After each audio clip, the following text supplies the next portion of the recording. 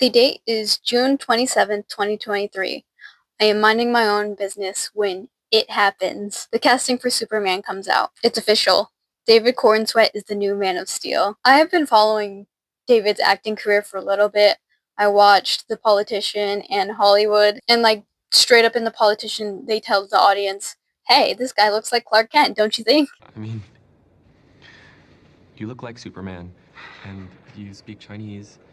And so I was ecstatic for him because obviously this is a thing that he has wanted as well. It was the dream fan cast come to life. So, to prepare myself with eventually becoming obsessed with the character, I thought I'd watch a few things with Superman in it. I kind of knew the character, but I didn't know really specifics, so I wanted to get myself familiarized with the character. When I started this adventure, my Adventures with Superman season 1 was fully out, so I decided I'm gonna binge watch it. It's short, it's easy to watch, and it was a lot of fun. It also helped that I already knew who Jack Quaid was, and I have enjoyed him in everything that I've seen him in, Lower Decks, etc. I know he's a great voice actor, and he brings that boyish charm to the character. So even though David Cornsweet was one of the main draws for becoming obsessed with Superman, it can truly all be blamed on Jack Quaid, because he is the one that first introduced me to the character through media. And it was the first portrayal of the character I saw that I well and truly liked. Honestly, the show is a great jumping on point for people wanting to become fans of the character. The show itself is Superman's origin story. We meet Clark Kent right before he's Superman. I love that we get to see more of the reporting side. Clark Kent's normal life can be just as exciting as his superhero persona, and I feel like those dynamics were definitely lost in Zack Snyder's Superman. I know with movies you also have less time to establish these things, but that kind of boyish charm that Jack Quaid has is perfect for the character of Clark Kent specifically, and they nailed that with this. Lois Lane is also amazing in this. She is just a little ball of determination, grit. She will do anything to get further in her reporting job. I just love her character. She's really cool, and I love her complexity. She's determined, but at the same time, she's slightly insecure about herself. She really thinks she should be further in life by this point, and she's forgetting that all that she has accomplished so far. It's pretty great in itself. But ultimately, she's just starting her career, and she's scared she'll never be amazing at the job. Don't even get me started on her abandonment issues. This girl needs therapy. She needs a lot of it. And that only becomes more apparent in season 2, but we're not there yet. Let's circle back to season 1. This first season does do a good job of introducing Superman and his supporting cast of characters. Despite me not knowing a lot about the background of the character, I feel like the show was easy to watch, and it introduced the new characters in such a way that was perfect. Jimmy is also such a joy to watch. I loved his little arc as a social media influencer. I love the way that trickles into season 2. Although Jimmy's little arc of being the third wheel was so sad to watch, but it led to such a satisfying episode in Jimmy being like, Clark, of course I knew you were Superman the whole time. Like, come on. But it's like I always feel so bad when best friends get left behind due to circumstances that the other two can't control. Overall, I enjoyed the season a lot and thought it had a satisfying conclusion. With less than 10 episodes at 22 minutes each, I was really surprised with how much the season could fit into it. Honestly, I could have sworn that this season had 10 episodes because of everything that happened in it, but when I went back to go and look at it, it only had 9 episodes, and I was like, what? Where did I imagine up this nebulous 10th episode? I would also like to point out that since this is one of my first forays into the character of Superman, I really don't care about any inconsistencies. Not yet, anyway. However, it is very evident to me that these are the same people that worked on Voltron because robots keep showing up. And you found your niche, you just really like designing robots, so it works. Also, Lex looking like Pidge is actually kind of funny to me. Absolute goblin that isn't bald yet, come on. I mean Alex.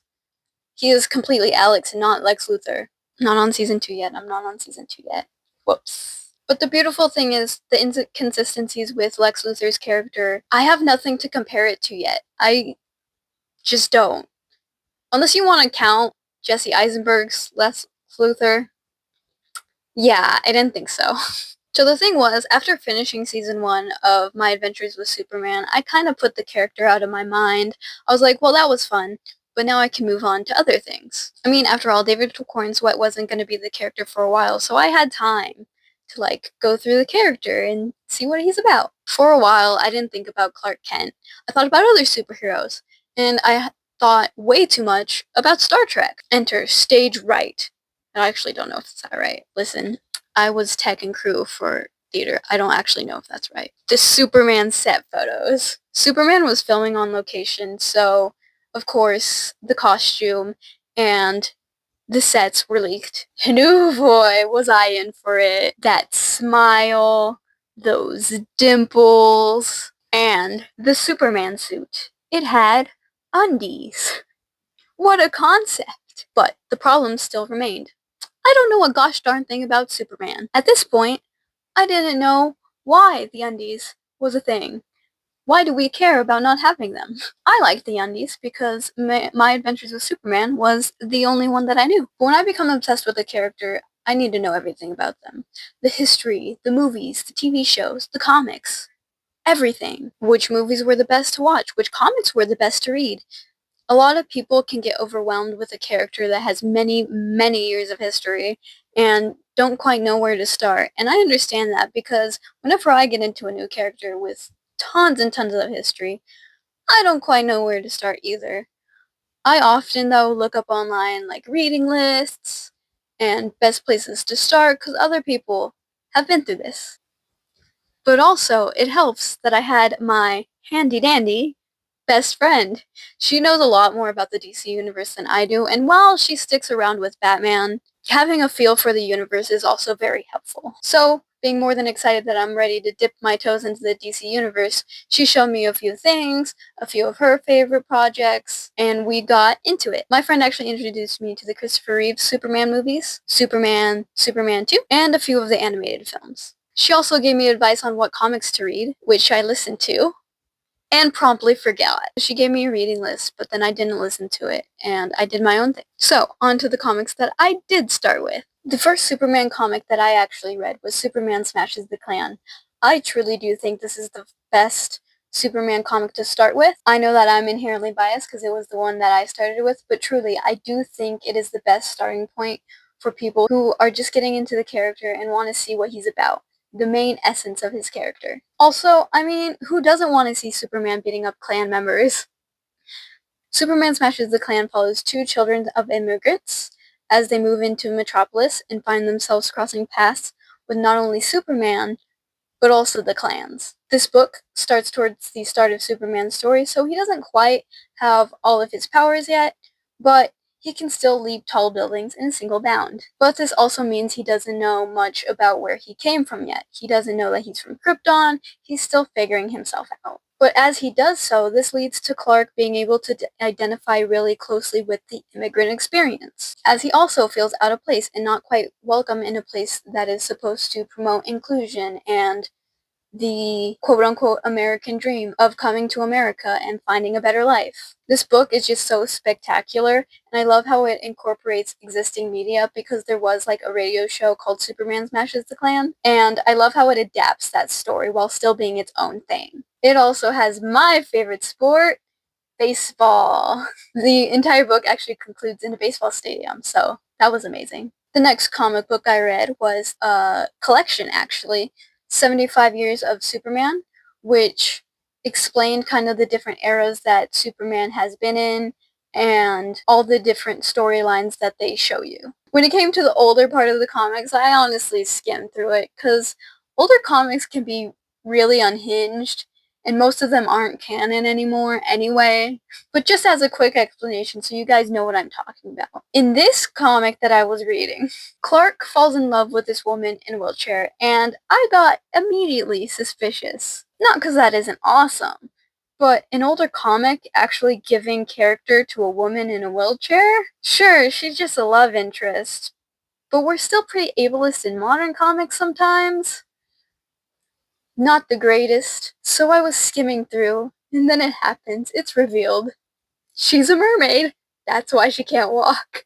Sure, I guess. Like, not gonna lie, Clark having a mermaid girlfriend that he almost married is also really cool. I just wish that it was done in a different way. I don't know if they have brought this character back since then, but I would want them to be like two separate characters if they ever bring her back. Have one be the long lost mermaid girlfriend, but also have another love interest of his be in a wheelchair, because why not? Clark wouldn't care about that stuff. He would just fall in love with the person that she is. And I do think that was what they were going for here. They just also wanted the reveal of her being a mermaid. I try to give the benefit of the doubt, but older comics, man. It's like also, again, modern comics can still have problems with ableism, so I'm not expecting much. And then one of the last Superman comics, graphic novels that I read was Superman Harvest of Youth. This book takes place at Clark's high school, and it focuses more on mental health and like harder subjects, like discussing the topic of suicide and how the school and others would be affected by a fellow student committing suicide. I really do enjoy this comic because it gives Clark Kent a time to shine. You'll see that's a lot of my review of Superman comics, depending on how much they let Clark Kent shine, is how much I enjoy the comic. Because any comic that it understands that Clark Kent is just a guy, he's just a little boy, he doesn't know all the answers, and he's not always perfect, but the world expects him to be as Superman, and that's a lot of pressure. But also my favorite characterization of Clark is when they understand that he wants to help, but it destroys him inside when he can't help, when he cannot do the thing. Now that we've finished with the comics, let's go on to the movies.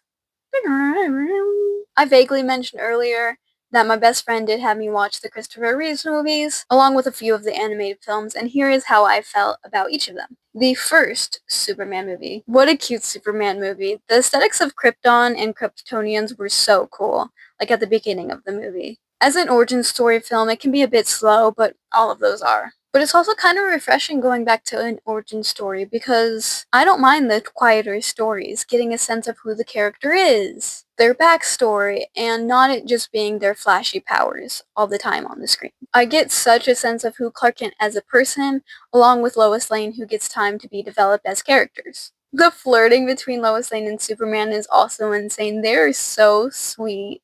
The scene is just so good. My one gripe with the film is just that the ending is so confusing. Like, just what a terrible way for Lois to die. Well, she doesn't really die, but she kind of does. Worst way to almost die. At least she doesn't remember most of it.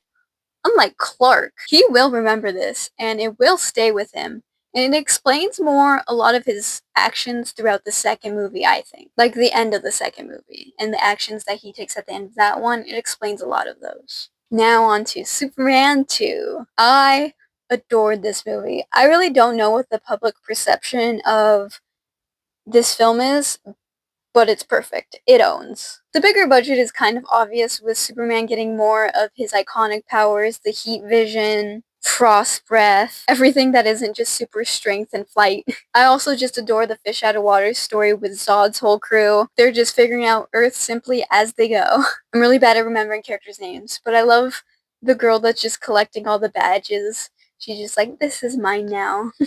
It is an award for me for defeating all these people. Also, I am not over and will never be over the scene where Clark takes away Lois's memories of him being Superman. It's honestly, it's so similar to another scene in a franchise I love, but I just can't quite seem to remember what franchise.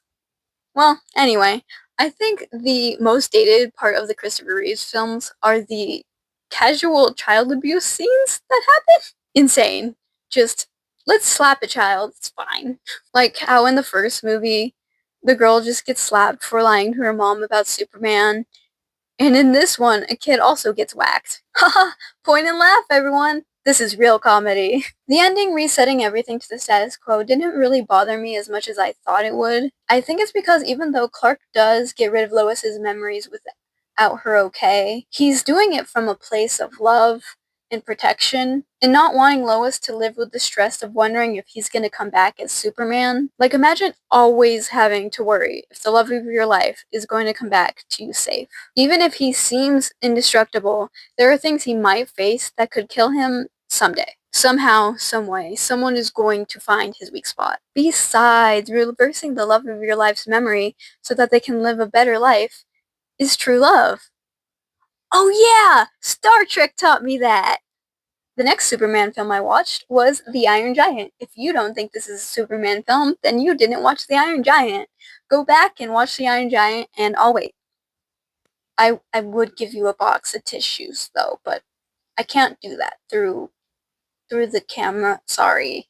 Okay, good. Now that we've got that covered, I can explain to you how much this movie understands Superman. Superman, and really Clark Kent, seem to have this internal conflict about who they are supposed to be. Combine Clark Kent's struggle with identity and a big ol' robot, you get the Iron Giant. This movie is about free will and the choice one has on who you want to be. Are you going to be what you're programmed for, or are you going to be more than that? No one should dictate who you are. Just because you were made for one thing doesn't mean that you have to be destructive if you don't want to be. I also love that the Iron Giant sees that comics tend to portray robots as evil and monsters, which confuses the character at first, but then he decides to act like Superman, and that is who he is. Programming be damned. In the end, the robot chooses to be good. He chooses to be more than the weapon that he was programmed to be. He was taught by the people around him that he could decide who he wanted to be. While Superman isn't always written as being confused on if he's supposed to be a weapon, it is part of his internal conflict. Who is he? Who is he? Is he who he grew up as, Clark Kent, country boy who loves to farm, or who he would have grown up as, Kal-El, the alien, who doesn't really belong anywhere since his home blew up? Great movie, amazing animation, and an emotional time. The next movie I watched, probably too soon, but it's fine, The Death of Superman. I mean, the title spoils the movie, guys. What's up with that? I know I'm in for a bad time already. Why watch it? All jokes aside, the movie is good. I just think it doesn't have the emotional draw that comes with knowing what's gonna happen. My friend's gonna get mad at this part. She got emotional over it, and if you do, that's fine. This is just my thoughts. Yes, it's sad, but if you already know what's going to happen, it kind of takes away from that. Take Hamilton, for example.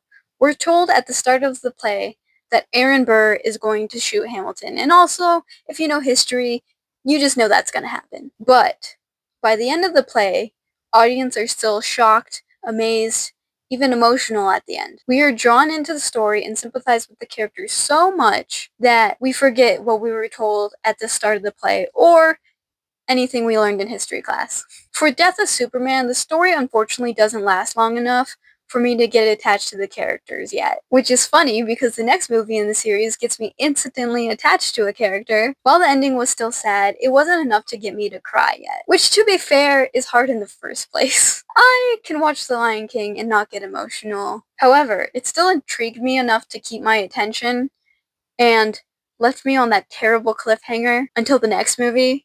I hate cliffhangers.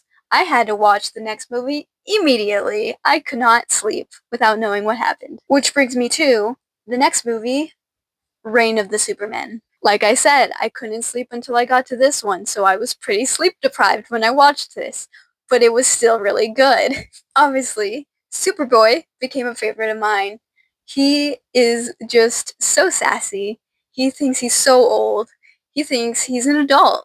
He is not. He's just so tiny and he acts like he knows everything. Small little influencer boy who thinks he's bigger than his britches would probably be scary in the real world. But have you considered that he's got daddy issues, which in fiction is a cute little character flaw. He's also got a sick jacket. Who couldn't love him? Don't answer that. Don't. Rhetorical question. Knowing nothing about this comic storyline, I appreciated the variants of the different Supermen. I appreciated seeing another version of Steel. And when I ended up watching the end of season 2 of My Adventures with Superman, it was a bit more satisfying to see him show up again. Sometimes things are a bit too convenient in this movie, but it's a solid sequel to The Death of Superman. Another Superman movie that I watched was Superman/Batman Apocalypse, which that slash means something different in fanfiction. Honestly, I was kind of distracted with this one. I paid more attention to Krypto and Barda than I paid attention to any other character. Whoops. Also, despite Superman's name being in the title, I think that, at least for the first half of this movie, the movie is more of a Supergirl movie than a Superman movie. But, like, the naming convention still works. It's just a minor thing where it's like, But Supergirl in the first half of this movie is the main character, essentially. Why are we calling this a Superman movie? But once you get to that halfway point, you're like, oh, that's why, because Supergirl is out of it now, and we need him to be the main character again. I think the naming conventions of some of these movies confuse me. We'll just leave it at that. I still remember liking it, though, and liking the dynamic of the characters. And liking learning a little bit more about Big Barda, because I didn't know a lot about her. And it helps that she's beautiful. The last animated movie I watched was Super Sons, and it's cute. I don't know what else to say. It's a cute, fun time. I love the dynamic and friendship that John and Damien have with each other. Bat Cow is obviously adorable. I also think it's really funny that they didn't tell John that his father is Superman, so he's kind of left to his own beings when his powers start manifesting, but can't be too mad at that, I guess, because it does lead to some cute father-son moments for the pair. Otherwise, a cute movie with higher stakes than I thought they would go through at the end of it, but to go from such low-stakes conversations between John and Damien to space and almost dying. Kind of funny. I might have lied. I'm not fully done with comics, because when I get obsessed with something, I go full force into it. My friend also showed me an episode of Justice League Unlimited, which is based on the comic story for the man who has everything. The story itself is very good in both iterations. I just think it's funny the things they decided to change from the comic to the TV show. Like in the comic, Robin, Jason, not Dick, was in it, and he's completely taken out of the equation in the TV show. Also, the gift Wonder Woman gives him in the animated show is the one Batman gives him in the comic, which could mean nothing. And Robin in the comic is actually the one to give Superman nothing because he's new at the job and he doesn't know Superman that well. And then Batman in the TV show gives Superman money because being a reporter doesn't pay that well, which is a really funny joke. And these tiny differences don't change the end result of the story that much. It's just really funny to point them out once you know them. I think the actual story itself is so heartbreaking, though, because the premise of it is that Clark Kent is put into a fictional world where Krypton never blew up. He has a family of his own. He gets to see his father, and then it's taken away from him. But I think the really fascinating point of this story is to look into Clark Kent's psyche, and he still envisions himself as a normal dude. He has a family, he tends to his farm. He could have given himself any fantasy in the world, but he's still working on a farm. Like, that is his happiest life. He doesn't envision a life where he has unlimited power, is a leader of a planet, or all the riches that both planets, Krypton and Earth, have to offer. He is just a father and a farmer. Once he has to come to the realization that the world isn't real, he has to say goodbye to his fictional son. All of this happens on his birthday, by the way. Messed up. In the end, the villain does get kind of a brutal punishment when you think about it. It's not really in line with how Superman would usually punish the villains, which just shows how much that this villain shook Clark Kent to his core by showing him a life that he thinks is impossible for him. He thinks he cannot achieve this goal, and that's why it destroys him so much. It does remind me a lot of the punishment that the Doctor ends up giving the Family of Blood. It's a story that is actually very similar to this one, but obviously the Doctor does go harder than Superman does. I guess the moral of the story is don't cross an alien who lost their planet and are briefly shown a normal life they could have, but they can never fathom being able to live that because of the life they live. The last but not least piece of media that I watched with Superman was My Adventures with Superman Season 2. I watched this show as it aired week to week, which the superior experience to just dropping the whole show at once, if not more stressful, because then you're left on cliffhangers, but then that also gets you something to be excited for the next week. So I think I ended up liking the season better than I did season 1, even though I think season 1 has better pacing than this season did. I think season 2 has a bit more rushed pacing, but season 2 seemed to have more of its own self-contained story than I felt season 1 did. It is also not season 1's fault, but I think the multiverse episode from season 1 landed at a time where the multiverse was starting to grate on me, so I didn't want any more of it, but to be fair to them, it still fit the theming of that season. I just would rather wish they don't appear that early on in the story.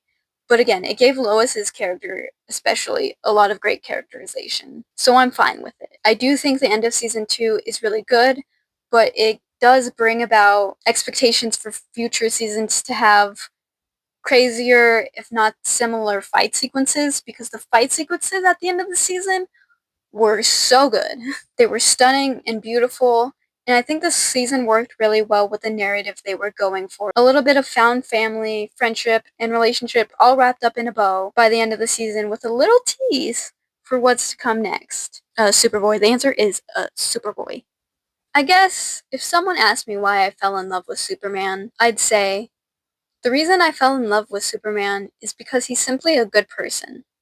It really is that simple. When the real world gets too scary, what we really need is a feeling of hope. To me, dark versions of Superman could never live up to the legend, the original, because they prey too much on cynicism, hopelessness. These are very deliberate opposites of the character, but for me, when I need to fall into fiction, I don't want to seek out stories that are gonna further my depressive spiral. I love stories that are just like that one person that still gives you hope for humanity, that still gives you hope for the world. Sometimes I just really need to feel good about the future, or really just to have a funny, silly, goofy time. Yeah, sure, conflict and villains are important to these superhero stories, but it's how these heroes react to hardship that make them good people. Also, guys, come on. I fell in love with Superman because he is hot. Come on. I am tired of pretending this is not a valid reason why someone should fall in love with a character. I'm not even a big fan of muscles or abs, but look at his little face. Look at his dimples. Look at that smile. I fell in love with Superman for many varied reasons, with the main one being his utter determination to be a good person who just wants to help people out of the goodness of his heart, because he can. No ulterior motives, just helping people because it's the right thing to do. And to think, I never would have gone down this rabbit hole if it wasn't for Jack Quaid. Wait, that sounds familiar. And to think, I never would have gotten obsessed with Lower Decks if it weren't for Jack Quaid. And to think, I never would have watched The Boys if it wasn't for Jack Quaid. Oh no. Oh god, have I been stalking Jack Quaid? No, no, I follow actors into other projects all the time. It's not stalking. It's just admiring their career and the good projects that they've been in. That's all. I'm good. I'm fine. If anything, it's Jack Quaid's fault. He's such a nerd in all these nerd projects that I, as a nerd, watch. Oh my god. Jack Quaid's been everything. But no, I'm not stalking. It's fine. It's fine. But is it though? Oh my god. Wait, who's that? I think it's the stalking police. I gotta go. Bye.